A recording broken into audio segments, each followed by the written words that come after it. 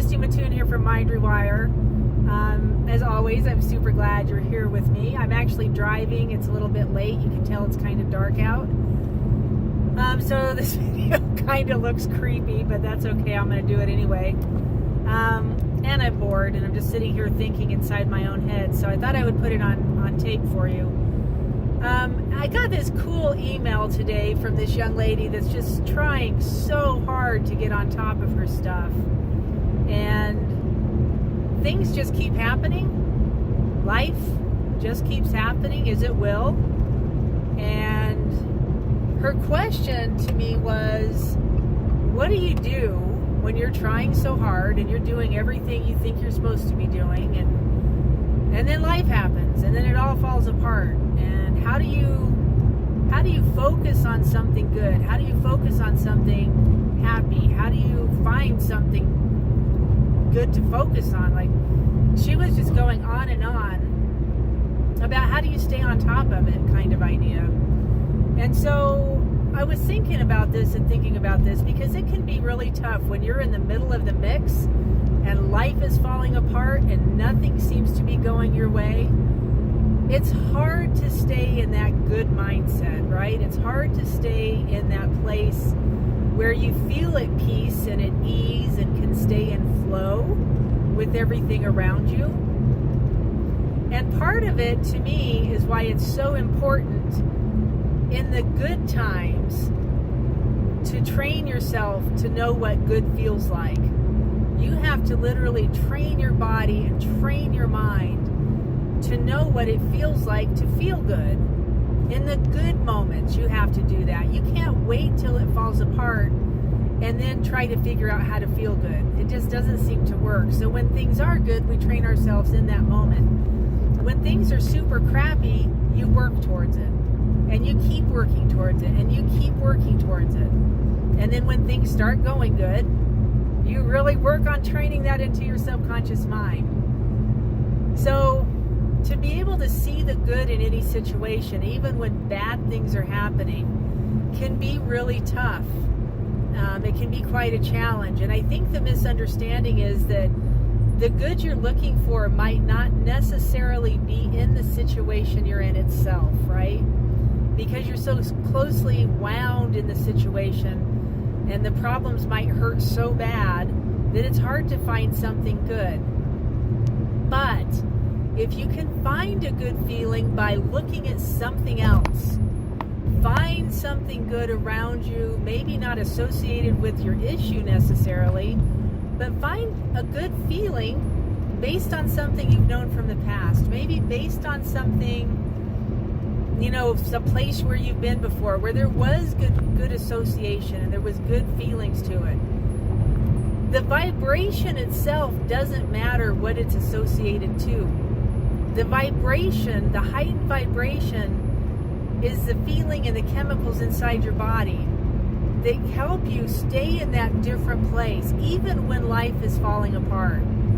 And it's that vibration that if you can train your body to stay in that, that's when life starts to change and miracles just seem to happen all the time. So that's really the goal, is to find that heightened vibration in good times or bad by noticing something or thinking about something or having something that you can go to that does give you peace, that gives you calm, that gives you that good sense of feeling, right? Essentially raising your vibration. And what it really equates to at the end of the day is the chemicals and hormones in your body. I'll always come back to that. Are you expressing cortisol or are you expressing oxytocin? Like, which is it? It's pretty simple. If you're in cortisol and you're in stress mode, things are going to get tougher. They just are. Your brain pathways close down. Your body starts to shut down. You get fatigued. You don't feel so well. Inflammation sets in. Like, the whole thing can go, right? If you're in oxytocin, if you're in that seat of love, and you're in that place in your heart, it all changes. It has to. And the perception of the issues that are happening around you in that moment have to change too. They can't stay the same.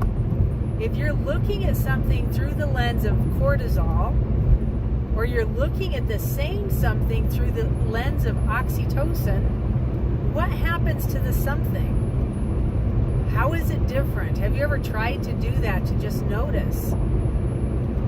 And so it's one of the things I help people do is practice that feeling and stay in that feeling. We literally want to train it into your subconscious, so it's not something you have to go do for an hour or two every day, and then, you know, you're just in it at that period of time. We want it to be something that's so intricately trained into your system, your mind and your body, that's how you walk around every day.